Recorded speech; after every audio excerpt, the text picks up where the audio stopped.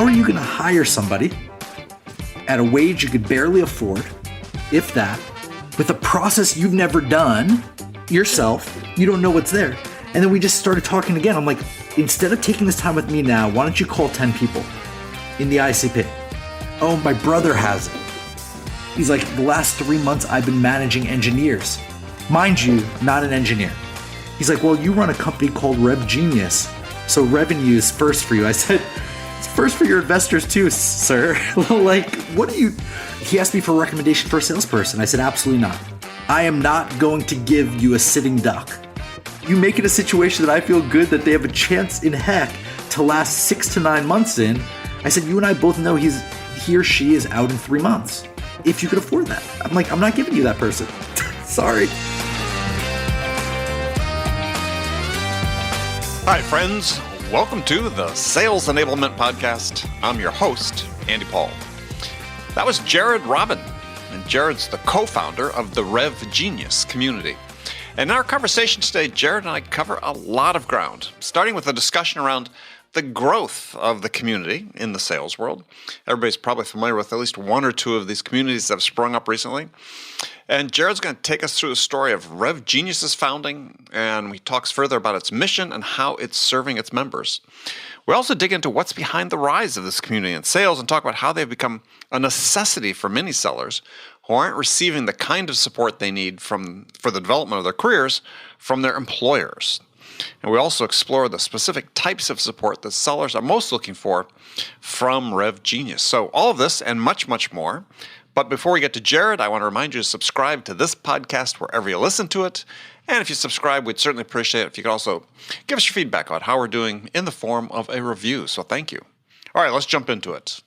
Jared, welcome to the show. It's great to be here. Thank you for having me, Andy. Well, it's a pleasure to finally meet you and talk with you. So you're upstate New York right now, right? Escape the city. Summer break. It's lovely. Upstate in Highland, New York. I won't give the exact address, but a really lovely place. And coming from the city, oh man, my partner and I are talking about moving out here pretty much every night we go to sleep. We're just here short term. Oh, well, get yourself a weekend place. That's what awesome. Everybody does in the city, right? Everybody does in New York City. They all have their second places. Yeah, I need to first be successful enough to be able to afford it. But we'll get there. We'll get to that. We'll get to that point. There is that. I mean, for people that maybe aren't familiar with with Manhattan, the city it's I don't know what your experience is, but certainly someone that lives in Manhattan, at least part time, is the summer's nice because you can actually go to a restaurant. You don't have to wait to get a table. I mean, everybody's pretty much gone upstate. So in general, that's correct. But COVID just so happened to let up a bit, this summer. Yeah. So it's slightly the opposite, but still everybody's going everywhere. And, without going too tangential, Airbnb is going through the roof as a result, right? Oh, yeah. In terms of bookings, yeah. Well, I was just telling someone last week, I was looking for my wife and I to do a little bit of a weekend getaway. We haven't done one for, a year plus, like lots of people. Even though we have things scheduled later this year, but in the immediate. So we're just looking here, along the California coast, Southern California, sort of nice hotel. And first of all, the rates are about 3 times the normal, and they are just unavailable. So, everybody's getting back into it. It was a sneaky time to do an IPO, right? At first, everyone's like, "What?" with them, and then like very quickly after, they're like, "Oh, yeah, smart." Yeah. All right. Well, let's talk about RevGenius. So, sure. Where'd the idea come from to start RevGenius? And I'm sort of curious because it's not like there aren't other sales communities out there. I counted. No, at least dozens. 11. If you include AAISP, we got Sales Hacker, Rev Collective, Modern Sales Pro, Bravado, Sales blah blah. Was also Sales Hustle, War Room, Bonfire, Sales Community. So And that's just probably Googling. Like if you know the nitty gritty deep in, there's probably another dozen that. Is there really? Oh, you have to give me those names. Yeah. Those are the ones that I was familiar with that I'm on. I have a spreadsheet somewhere. Okay. Yeah. That I get the emails from every day. Sure. So, what drove this idea to start something? Yeah, that's in this space. So a year ago, to the month, last May, but give or take, Galem and I, co-founder of RevGenius, met at a bunch of webinars. We kept seeing each other at a ton of webinars at the beginning of COVID. I had no job. She has a job. Okay. At the time. So she's showing up to quote unquote level up. I'm showing up because I'm showing up because I'm just trying to get my foot in anywhere at the time. The market was saying it was bad was an understatement for quite a few months for quite a few people. Yeah. So understandably, right. So eventually we realized there's dozens and dozens and dozens of digital activities that we want to go to that are speaking to us from dozens and dozens and dozens of different places. And it feels very fragmented, whether you're a SaaS company with really good content to help you, whether you're a trainer with really good content that could help you, whether you're a community with really good content. And she saw me, we saw each other, in the Zoom meetings and the same chats, connected on LinkedIn and had a conversation away from that. And we're like, okay, what's needed? It feels like something's needed. And she's entrepreneurial, I'm entrepreneurial and out of a job at the time. And we're like, well, there needs to be a centralized platform for all these events. Okay, how does it look? Eventbrite for sales and marketing events. Right. God, how do we make money? Like Eventbrite, charge a percentage for ticket prices, right? So this is our first idea, and we're like, this is great because we're the ICP. We like all this stuff from all these areas. Why can't it just come in a single thing? You were just talking about how many emails you get. Imagine if there's just one digest. And then, okay, so now you actually want to go to all this. You click yes to dozens of things because you're out of work in COVID. And you can't even show up to all of them, even if you wanted to, because they're on different platforms. Some of them send the Google Calendar, some don't. Some you have to add. Sometimes you forget. Sometimes they forget. And it's just discombobulated, right? And it's a lot of good content. So like, okay, a blessing in disguise happened. I had a friend, the old CTO of a company I used to work with, early stage guy, brought a business to Techstars, smart, sharp guy. He's like, Jared, I'll build your MVP. We'll build it on WordPress. And this Eventbrite for sales and marketing. He's like, I'll do you a solid. And what happened was he got busy, God forbid, and it fell through because we're not his top priority. Oh no! Right. And so what Galen and I did was for free is not his top priority. I mean, there had been we've been super helpful and good friends in the past, back and forth, but 100%. And after a couple weeks of this, I'm like, okay, it's not happening. So how do we do this? Non-technical salespeople. Like every Sunday, Galen was putting all of the events we curated onto a Google sheet. Okay, cool. Not the prettiest, but it's something. How do we get people to see it? How do we get people to understand? And we're like, well, we need to have a group of people. We're at this point, I'm buying into LinkedIn personal branding a year ago. I'm like, I need to do everything to get a job. I'm going to post every day. I've read Justin Welsh's amazing LinkedIn playbook. And a year ago, now he's beyond belief, but like a year ago was really potent and poignant. Right. And I'm posting every day and I'm meeting other people. We're becoming friends in the comment section. So we're like, okay, let's start a group chat on LinkedIn, and every Sunday we'll share this with them. And what we realized fast was, one, we're not sure if they're looking at it. And two, they sure as heck are talking a lot to each other.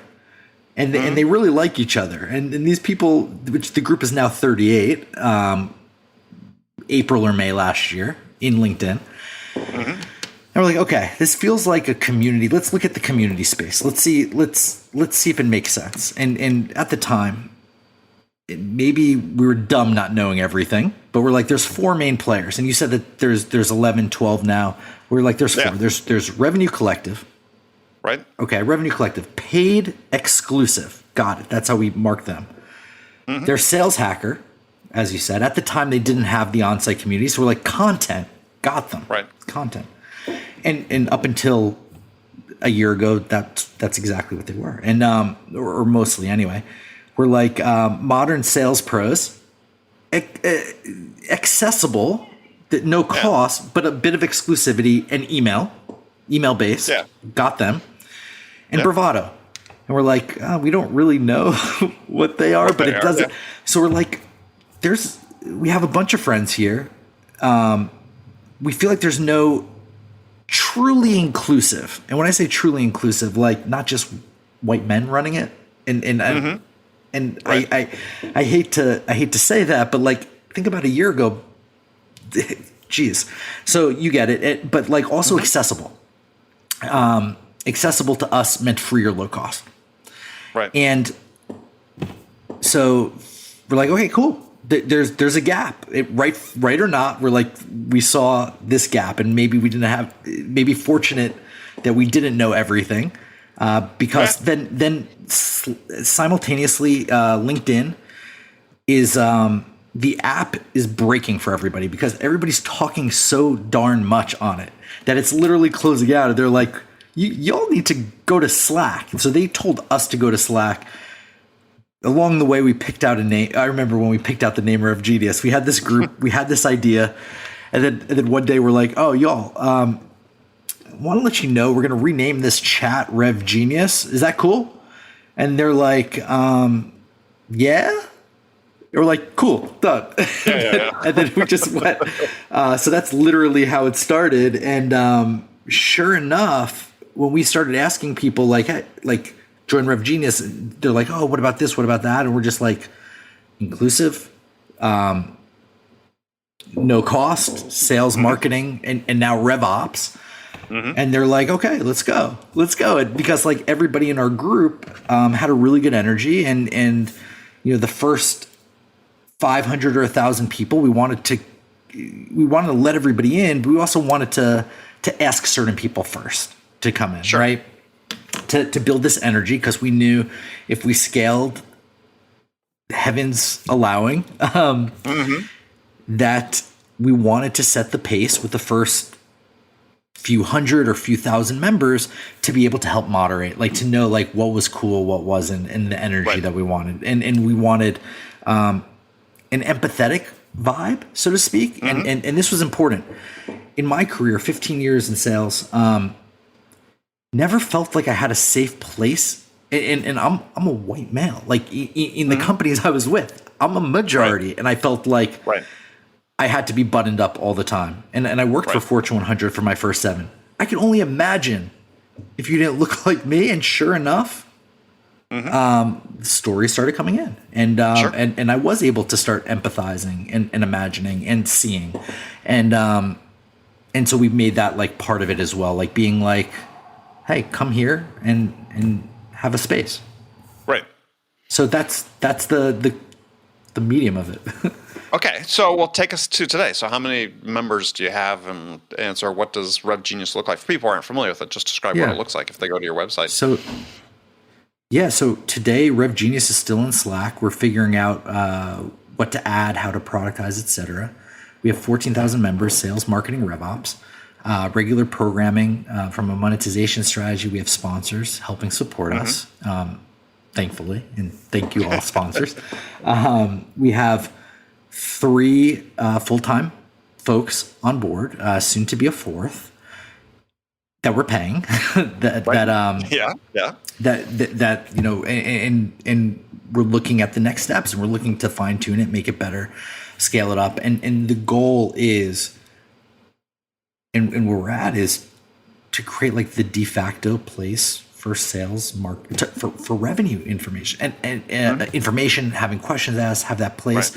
And I say revenue, and it seems like the popular term. It is, and you know, in this product led growth world, we don't know what an SDR looks like tomorrow. As you're scaling the company, theoretically need less sales and marketing or less sellers in product-led growth. So that might be more of a RevOps person, but we want to be open to the evolution of the space role-wise. Right. Well, so for people who aren't familiar with product-led growth, why don't you take them through that so they understand that? Yeah, so product-led growth is the idea that the product sells itself. It's the idea that you don't need to scale it. You don't need hundreds of sellers. It's an experience, top of funnel to bottom of funnel, that is driven by the product and not by salespeople. You want to help expound, it's not even a price point, because Tesla, I believe, is product-led growth, where you have specialists. You don't have outbound people really doing it. So it's not necessarily like a $6 a month Gmail account, which is very much product-led growth, but it could very well be a Tesla car, an $80,000, $100,000 car, where they have more specialists answering it. Right. Answering questions, I should say. And product-led growth tends to be lower price points, subscription type of motions, essentially organizations that aren't scaling the sales motion. Yeah, well, it's one of these ideas that's not not fully hashed out. That's why I'm like, right, yeah. Well, it's not hashed out. It's not totally new. I mean, I think that, sure, it makes sense for a certain class of products. As you said, it's already happening. And we'll continue to see that. I mean, just just in the last 30 years, just the number of products that people can buy without talking to salespeople has gone up exponentially, right? But I still think that you run into the levels of complexity and risk really dictate whether people feel they need validation from salespeople about the decisions they're making. So the question that I'll put back out is it a salesperson that gives the validation, or is it a product specialist that can answer those questions and help? A solution specialist of sorts. Yeah. In the mind of the customer, does it really matter? I think they'd prefer that it's not a salesperson. That's well, no, my point is one's a title, right? I mean, you're talking about what the qualifications need to be for the person in that role. Yep. And yeah, I mean, you could make the argument that, it doesn't need to be somebody that's sort of a classic salesperson at all. Right. But I mean, that speaks to, why do classic salespeople feel like they need to act like stereotypical salespeople? That really then becomes more the issue, right? Because we're talking about what the buyer experience is with someone that's helping them make a decision, right? So if you say, look, the buyer's goal is I believe, buyers in general, what they want to do is they want to quickly gather and make sense of the information they need in order to make a decision with the least investment of their time, attention, and resources. That's what buyers. Ideally, that's what they want to do, right? They don't want to spend 6 months to make a decision they can make in 3. But the buyer's evolving, right? Like, how many years ago they needed to be tapped on the shoulder to be told what was out there, and today they know. They walk into the job. I need this product for call coaching, and I need Gong and Chorus. I'm going to call both of them in. And maybe on, you're on. Oh, pardon. You're on a Ring DNA show. Ring DNA. I need to train my guests ahead of time. But yes, go ahead. So, to call in Ring DNA, and maybe one other lesser competitor, just to keep them honest on pricing and terms, and you're reading about some new AI-driven open AI tools that could help with email. So you need a sales engagement product, but you also need something to help with emails, because that's interesting, and you're bringing them in. It's a lot less frequent that a no-name, no-money company can just cold call and get a meeting, if they're in a space of massive incumbents. It's becoming harder and harder. Well, I mean, that's a really interesting question, right? Because, and this is a question that's been posed again for a long time. somebody that came up in the tech space for decades now. Sure. I've seen this pattern repeat itself, similar in some respects, different in many others. But yeah, it's like, okay, well, how does a no name, no brand, no money company break through and sell? And yet it continues to happen all the time. It's just different, right? The challenge is very different. But I think your point that we were talking about before, I think is really a good one. Is what do sellers? What does a seller look like? Because I would make the case that's really in support of your point. Is that is that we train people all wrong today and wonder why the buyer experience is considered bad and why they. Surveys of C-level people say that their experience with salespeople is bad. This behavior that people find objectionable, that buyers find no value in, that's not innate human behavior, right? Being what I call salesy is not innate human behavior. It's learned behavior. You mean when you show up to a pipeline meeting with not a full pipeline and you have somebody like breathing down your throat and now you're a little more aggressive the next week, for instance, or when you show up with a buyer and you pitch before you understand. You rely on pushy, persuasive, manipulative techniques as opposed to, hey, let me find out what's most important to you and let me help you get that, right? So I think that. But go on, yeah. Well, I was saying we create this problem. We bemoan the fact that people aren't finding value in dealing with salespeople, but we created that monster, and we continue to create that monster. Agreed. I think part of the reason for this creation is some of the and it's 100% creation, but some of the tactics that worked 5 or 10 years ago, and let's be real, some of these have worked in the past, don't work now, and the people running sales or sometimes don't change with the times as well. Well, there certainly is that. To put that kindly, but yes. Yeah. Yes. Yeah. I believe, and I make the argument that the things that make salespeople successful, consistently successful, and I don't say consistently good, right? I'm sort of don't like to indulge in this myth of the top performer. But people are consistently good, build a career in sales. I believe that they're winning based on sort of just very small number of core attributes that they embody that are more sort of human-based skills. And that it's not from the conventional sales skills that we might be familiar with, but it's just a lot it's around being a good person. 100%. A little more nuance in that, but yeah. So you know what's funny? Like we learn about techniques that are great, like gap selling, like understanding the problem where the gap is and all of that.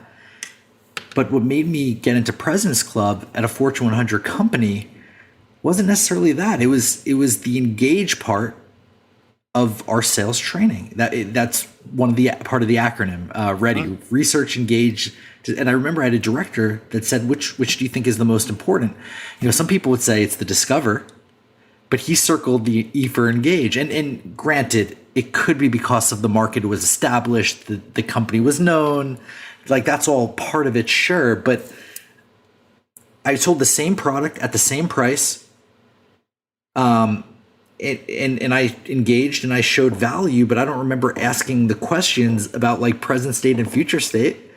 And like maybe I did it in a different way, but like I don't remember myself. I didn't read a true sales book until after I left, and I went into technology I went from having $45 billion and being a public company to having 1.5 million seed round without a sales force filled out, like an empty sales force, having to figure out the ICP. And that's when I started my real modern day sales training. But anyway, I digress. But back then it was the engage. Sure. Well, I think why people sort of react to that is they somehow think like that's sort of the only thing. And And the point I try to make to people is that that's the first step. But if you don't do that step well, there's no second step. And so you have to think about this just in terms of the progression, right? I would say, if you want to boil it down to, is if your ability to engage, what you talked about, that was your job. Because, and you sort of have to think about it that way as a salesperson, because if you can't do that, the rest of it doesn't matter. Right? It's not that we can just be single thread and only be good at one thing, but you got to make sure you're good at this, because that's going to dictate your ability to get into and start having a conversation with people, connect on a human level, start building some credibility and trust for this raw startup you're working for that had no track record, no funding, whatever. Doesn't mean you don't have to be good at discovery and qualification and everything else. But if you don't start at the beginning, and this is the part that sort of gets me when people talk about, relationships and sales, blah, blah, blah. These aren't important anymore. Is they're really missing this fundamental point, is that the connection to a human is still important. And if you can't do that, then you're never going to be very good at the rest of it, because you're not going to get the opportunity, right? It doesn't mean it's not binary, right? It's not like we're not going to talk to you if you don't do it. It's just that, we need to talk to 2 or 3 vendors, so you come on in, but I'm not really paying attention to you. I'm paying attention to Jared. Yeah, and I mean, so bringing that engage thing, and then let's say you're starting in a sales org where somebody day one gives you a script, tells you exactly how to be and all of this, and hammers you in front of everybody. And I remember before I was fortunate enough to work for the Fortune 100, I left what I realize now was an amazing opportunity. We had to say the same pitch, the same words, the same cadence in our talk in front of the whole company. Company's since been acquired twice, so what do I know, right? But and then once you did that, you're good on the phones. And literally the first thing I'd say is, hey, and you'd have to figure out how to put your ability to engage in that, and you'd be paralyzed until you could. And if that until lasted forever, you'd be paralyzed and you'd be not yourself and probably worse. Well, but I think that's one of the issues that we see in sales, and we see the research from Uncrushed and others about people feeling extremely stressed. The recent poll is 75% of sellers feeling stressed or extremely stressed. Not granted, they're not all SDRs, but But when you're forced to act in a way that isn't in alignment with who you are, you can only do that for so long. I spoke to a good friend in our community. She just left her job after 4 months because it boiled up, and fortunately, they found a better situation for them. Yeah, well, I think that's that. A lot of these issues are play. I think again, the whole idea of product-led growth is part of a dream on the part of senior level managers. Is that we can do this without sellers? Oh, fantastic. And so, I'll put it into context for you. So I had a client that I was doing sort of fractional work for, but it was ended up being sort of full time. But about 3 or 4 years, startup, venture back, we raised, this is in the teeth of the 2008 financial collapse. We raised close to $20 million. But when you're going around talking to investors, this is 2007, 2008, a number of them said, sales is dead. We're never going to invest in a single company that requires salespeople. Now, this was 13 years ago, right? 14 years ago. We're never going to invest in other. And what's happened since then? I know all those investors have gone and invested in SaaS companies that are hiring more salespeople than ever. Sales employment, contrary to Forrester saying, we're going to lose 20% or 25% of B2B sellers by 2020, B2B sales employment's gone up. Right now, it's hard to find a good salesperson on the market. Right now, they're well employed, and we need more. I hear it all the time. Well, we do, right? So that's why I'm just context of the whole product-led growth is people thinking, the theory in 2007 was, every B2B product should be sold like it's on Amazon. Great idea, but it's not there. I agree. I also think those same people are the ones that are like, oh, we need to hire a RevOps person now. Where is that? So what I'm trying to get at is, I think they're saying it without taking the necessary steps to do it. But I do think that if you're really all in on it, you can set yourself up for that ish. But I don't think in general people are thinking that way, so to speak. Yeah. Like you can't even buy a product on, if you buy 10 products that cost over 10,000 a year, can you buy 8 of them on that website? Like on their website? Can you even sign up for 8 trials? Or do they put you right into Funnel. right into a funnel where right now you're going to speak to an inbound rep? So you're not even going to speak to a full cycle person, right? They're going to give you 2 people, maybe 3, but 2 probably, right? So that motion alone, some companies sure could have the argument they need it. I sense that some people do it because of what they've seen done in past things. Peer pressure. Yeah. Oh, it's peer pressure. Absolutely. That motion alone is going against it. You could take that out. Like, if somebody's ready to buy, if you've bought a CRM at the last 10 companies you've been at, or 4, because, and exits, and you show up and you know exactly what you want, you know exactly how much it's going to cost.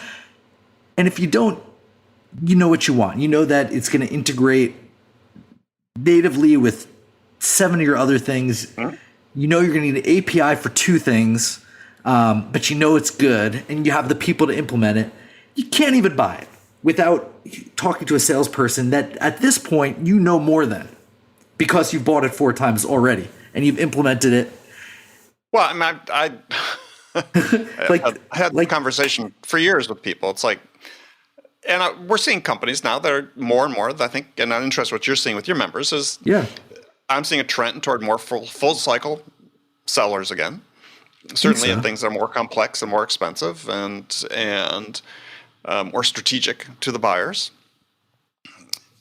But it's sort of long past due in many of those cases, because I'm having a conversation with one CEO is selling a complex product, and he's talking about his sales organization, and we got their SDRs, da.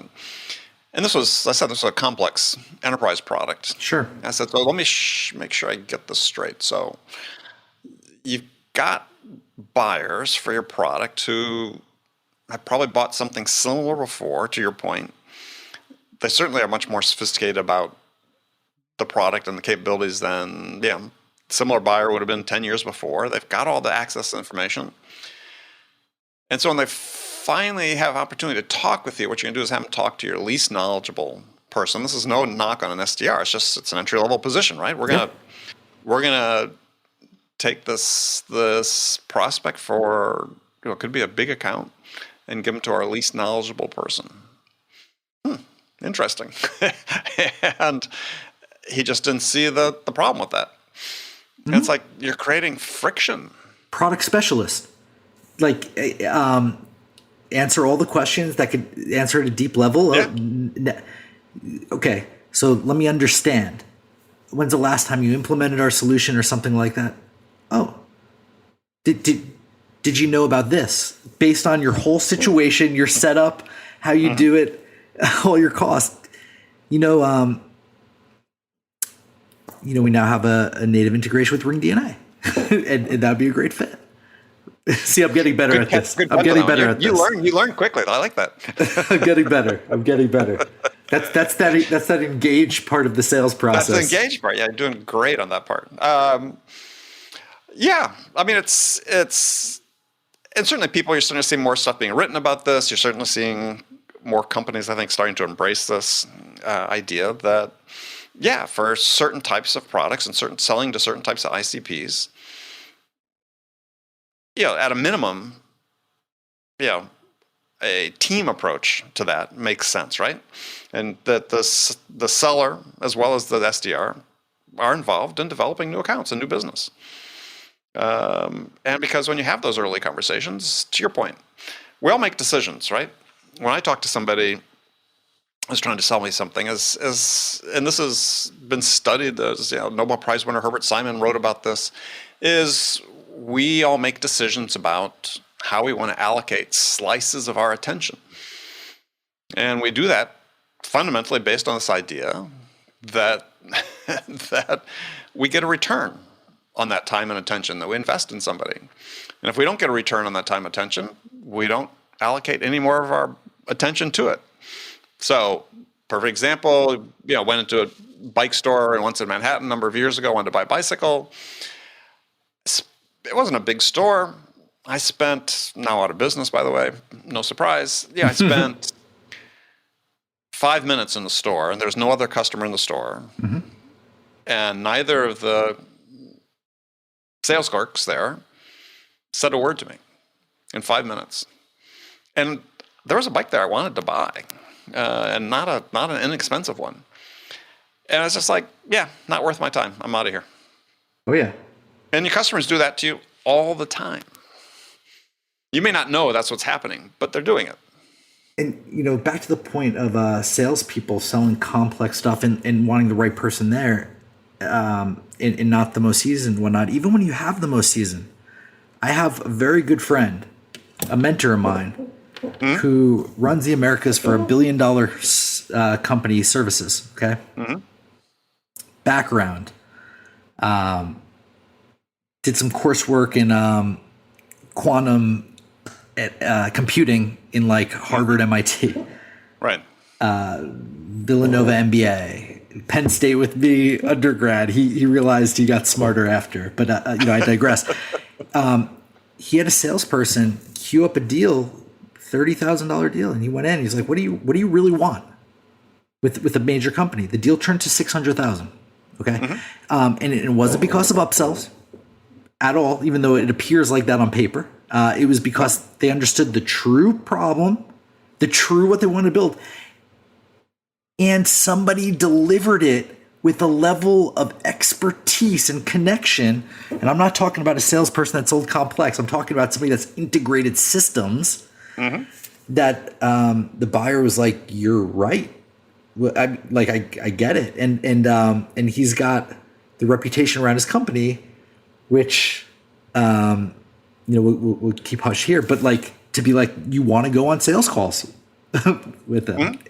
Yeah. And when you go on there, here's what they say: shut up. Mm-hmm. Well, but I think but you speak to several key points, right? Yeah. And this is one of the things that I think, I don't know, my take is sales has gotten smaller, right? And sort of quotes around smaller, meaning that you were always looking for the transaction rather than transformation, as your friend sold. And I can speak first-hand experience with companies that say, it was just, having a hard time finding bigger opportunities. That's like, well, there's reasons for that, right? One is you don't take the time to really do what your friend did, which is to really, and to use your words, really understand what the buyer wants to accomplish, right? And so, I like to boil sales down to something very simple. And I think now, this was also a services sale where you could go in certain ways. I want to make this clear. This wasn't like 3 more seats in a CRM, so to speak. Oh, sure. But you can also do the same thing in a CRM system as well. It's a matter of how you position what your offer is, right? But it's the step that we miss in sales too often is, and that's why I said I'd like to boil things down to very simple ways to think about it, is, selling is really just about listening to understand what's the most important thing to the buyer and then help them get that, right? If you can achieve that, right? If you can make sure you understand, and what we do is we're so prescriptive these days and scripted in the way that we're selling, is that we gather a lot of information, but we don't really understand what it is the buyer wants to achieve, right? We got a bunch of information, but we don't have no understanding. And your friend crossed that gap from knowing to understanding, and that's what unlocks the key to more transformational type deals, because then you start understanding what they really want to do. And then engagement comes. that's the prime engagement. Well, when you need to have that match, engagement to make that happen. Yes. True, but it also escalates engagement. Like, this person hears me. Well, that's part of being connected, right? Is this person hears me, but then the next step is this person understands me, That's and what I meant, right. this is the part we're missing too often in selling. And I was just telling somebody the other day about a deal that I worked on when working for a startup. We should never have gotten this deal. I mean, the dollar value of the deal was like equal to about a third of our revenue. So it's one of these deals that that happens early. The good news, bad news is you got the deal. The bad news is you got the deal. It could have killed you, Yep. and it didn't. But we beat much larger competitors, multi-billion-dollar companies for it. And the reason was the buyer just said, and it wasn't just me, as the team of people with me that my technical experts and so on. It said, "Excuse me, you're the only ones who understood exactly what we were trying to do." That's why I got the deal, because they felt we understood them. And this is so overlooked in selling. It's not enough to know; you need to understand. You know what? Oh my gosh! Now I'm finally on the other end of the spectrum where people are selling to me, and I see it. I feel it. Oh my gosh! I'm like, can I tell you what happened the other day? And I pointed out to this gentleman. Oh, this is rich, and we are working with this company. I'll keep the names out. So I see it all the time, but this one took the icing of the cake. A services business contracting out for web development work. Okay, and like, we're all in. To get there, I did my research. I identified 2 groups that could potentially do this, right? That were qualified, that were in our price range, all of this. I identified one of the 2 that I'd prefer, and this is who I'm speaking with, okay? Just because, like, they felt better. So we have the conversation talking about the scope, and it's going smoothly. We're just talking, and then at the end, he shows me his deck at the end, just to show me his deck. He's like, "I just want to walk you through this," and shows me a race card slide with CVS on it. After we're already talking scope, I'm like, I paused him. I said, there was 9 to 12 logos on the race car slide. 2 of them maybe spoke to us because they were startup incubators. Okay, 2 of them. Okay, throw a startup incubator, cool. But like, I'm in a mode in my mind where I want to convince them to take a lower than normal budget for me to work with them. And he's like, "Let me just show you the deck," at the end of the call. And he shows the race car slide with like CVS on it. And I just said, "Stop." Like this, I know a little bit about sales. I know a lot, but this seems weird. Like, this is not relevant to me. You had me. We're going through the scoping process. Why are you showing me this? Let alone understand the whole project. Right. That's the next thing. Right. And this was our first call. He's like, oh my God, Andy. I was like, wow, this happens. Well, like this happens. I'm like, I actually think less of the company than I was gonna. And then somebody else just kept like scoping everything, but like, they weren't listening to the big points, and they were just saying like recaps of what we talked about, and I didn't give a shit about what we talked about. I cared about maybe one of the items, and then we had this much extra that I didn't care about. Like that made me think less of the whole interaction. Yeah. Well, if you want to be discouraged, and these people were probably good. Well, compared to what's out there. Right. I have, we publish 150 podcast episodes a year. Sure. I probably get 1,000 emails from people that want to be on the show a year. Absolutely. And these are people who are, leading lights in our profession. Sure. And 99% of them are just horrible. It's just astonishing. And we think, everything that's written, and on your website, you've got in your blog, you guys, all this information, stuff about top of funnel and techniques, and it's like, it's still uniformly bad. It's just like, are we not paying attention to what we're writing? Are we not utilizing it? Is it? But people reach out, to me that clearly haven't done any research at all. They don't. It's the basics, right? And I know if they're doing it to me, they're doing it in the outreach then work that they're doing with prospects. Name wrong, name of the podcast wrong. I've got a list of like 10 things that go down. It's like, and this isn't even a dollar amount sale. Yeah, I know. And you think that if you're a sales expert, supposedly wanting to talk about sales on a leading sales podcast, that you'd put your best foot forward. And so I look at that and say, if they're doing this for me, what are they doing for their prospects? All of which saying we need RevGenius. We need people to be a part of it. So what are they doing to their prospects? What are they doing to the people they manage?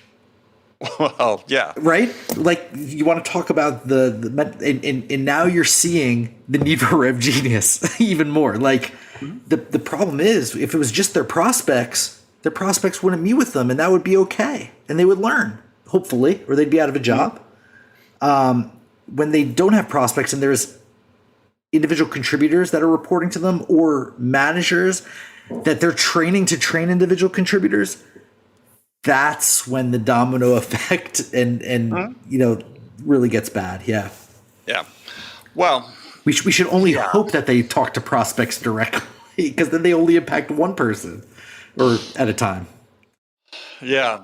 Well, that'll have to be a separate conversation when we talk about that. I mean, I think that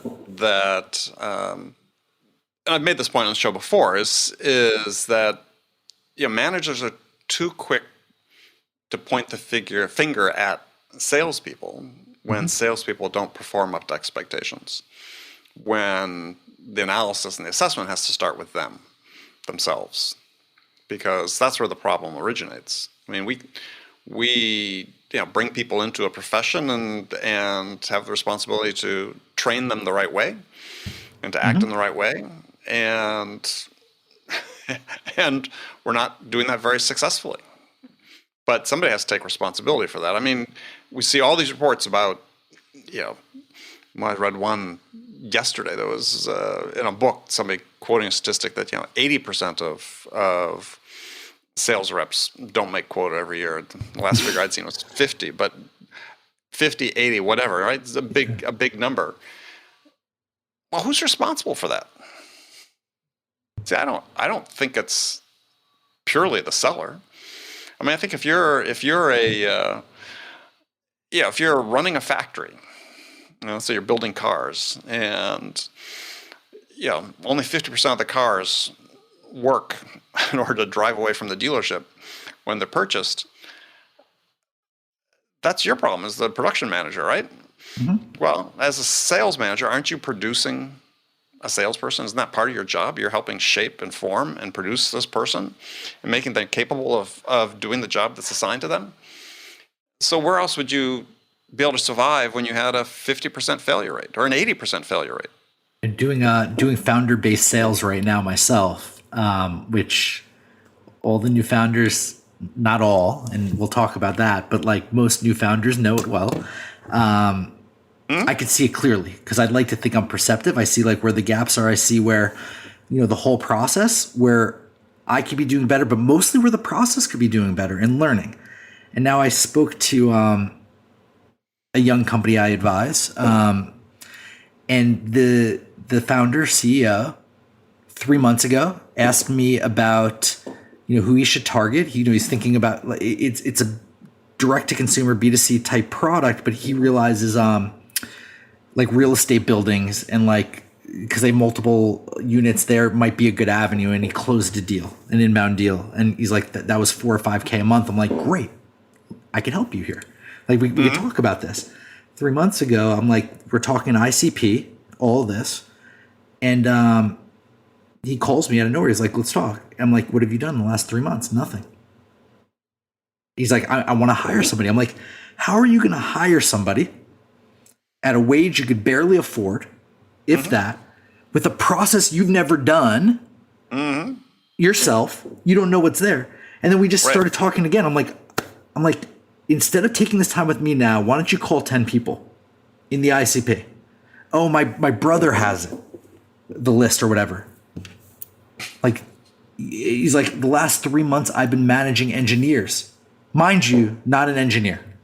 Right. Not an engineer. I'm like, what the fuck are you doing? He's like, well, you run a company called RevGenius, so revenue is first for you. I said, it's first for your investors too, sir. like what do you?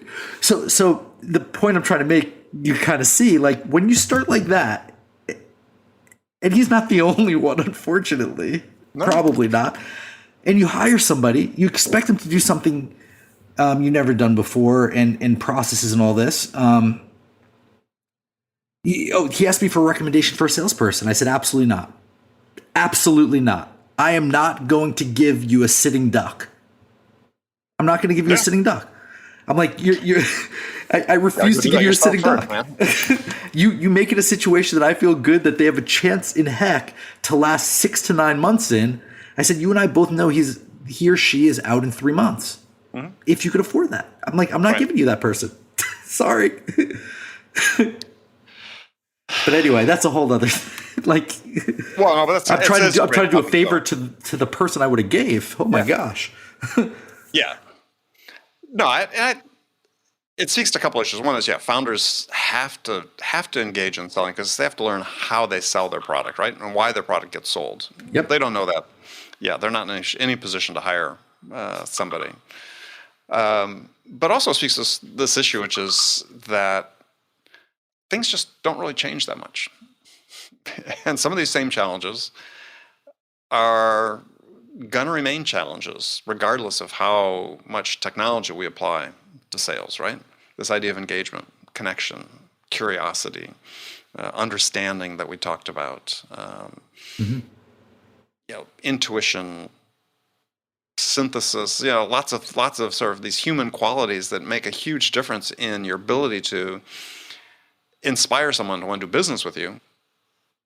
Technology is not really going to help in many of those cases. Those are uniquely human attributes. And we still confront those same challenges year after year after year, decade after decade after decade.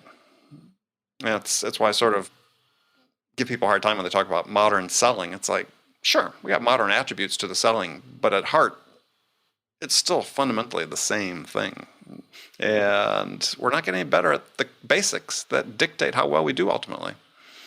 And I think that's the big challenge. That's one of the things, the reason I'm excited about communities like RevGenius and others is that there perhaps we can start building this sort of continuity from era to era about these basics, right? Because in the absence of these communities, it's like every time we get a new cohort into sales, we're recreating the wheel. Yeah, and you're right. And maybe, like I said, I think the positive aspect of these communities that have sprung up in the last number of years is that, we create this continuity of sales culture and understanding about what's important so that people can sort of engage in it and come up to speed more quickly. 100%. And we think that they're not always getting it where they work. Some people are fortunate enough, so have the community there. And then also right now here's the new challenge that came out. So now you're not getting it where you work. Where are you going? I go to LinkedIn. I reach out to my prospects there, but now I consume content. I learn everything on LinkedIn. And then the people that are producing it, maybe once upon a time were the best. And so there's so much noise is what I'm trying to get at. So you have a community now, but then you have a layer of noise. So it's hard enough in that maze to figure out that there's some basic things and maybe you're not getting it here. So now you're looking in the World Wide Web. And if you're listening to this podcast, you have a LinkedIn account, I'm sure. ICP, yes. Right? Yes. And maybe even you log in a few times a week. And you're picking the content for you based on likes, maybe comments, maybe echo chamber, maybe all the above. And it may be okay, but there's so much noise and you don't know which Patreon to join, which whatever. And so now you actually have more resources than you did 5-10 years ago. But you don't know which are the right ones and which aren't. So how, this brings another thing. And this is in the next evolution of RevGenius, from Slack into more product, this is something that we're really, really intrigued with, but like hell-bent focused on. Like, how can we educate, empower, inspire our mission and make it so that, one, everybody has a space. So even the people that, the echo chambers, because you can't be biased against anybody. But how do you surface up what's right? And maybe you can. I don't know. These are interesting questions. Well, yeah, because what's right? I mean, like who are we to like? Well, because I spent a month off of LinkedIn, I know something. Because I closed $1 million deal in services, I know SaaS. Maybe not. Well, but I think I question everything. Yeah. As do I. And yeah, I write about that quite a bit. Is question everything. Is that I've had extremely successful career. Reinvented myself a number of times. Been successful in all of those. But what works for me may not work for everybody else. This is, I resist this idea that we can somehow decide what's right or what's not on LinkedIn. It's who knows where the next good idea is going to come from? Who knows who has the best new perspective that comes out? LinkedIn to me is a marketplace of ideas, and people have a chance sort of to vote by their support or lack of support of the ideas that are out there. We may not like all the ones that get supported, and there are reasons, for that. But, I think we're better off as a result. But I agree. But still, the fundamental problem is if you're approaching LinkedIn, how do you surf through to find the things that you think might be relevant to you and your situation, what works best for you? And I think your community helps filter that somewhat. Well, I think it's okay for the communities to have a point of view and should have a point of view, and you pick your community accordingly. Agreed. I think the general technology basis of having algorithms that serve you up certain content based on interactions versus not having that, right? You could have the same content in two things, and I truly agree that.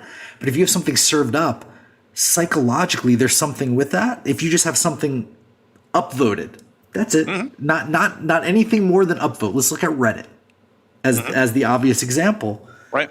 I think just in that technology alone, and you see where I'm going with my mind, like just that simple feature, you could help serve up crowdsourced good content. Crowdsourced. Yeah. Is it good or not? And it's the crowd deciding and not the algorithms. That's all. Yeah.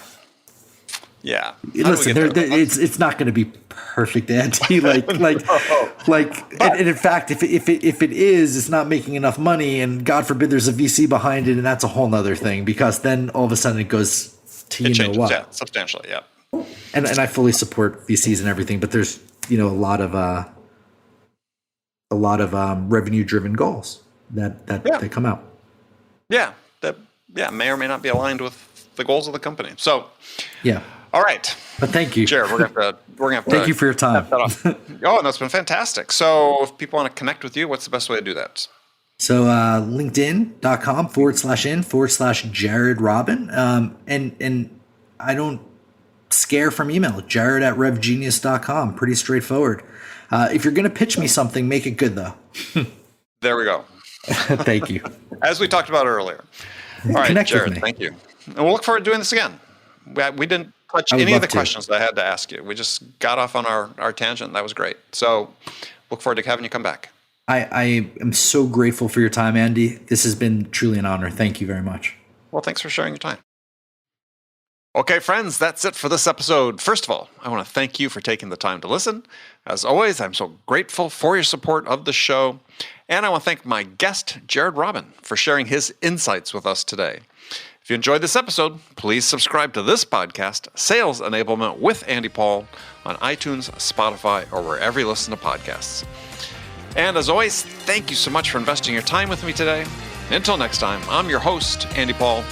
Good selling, everyone.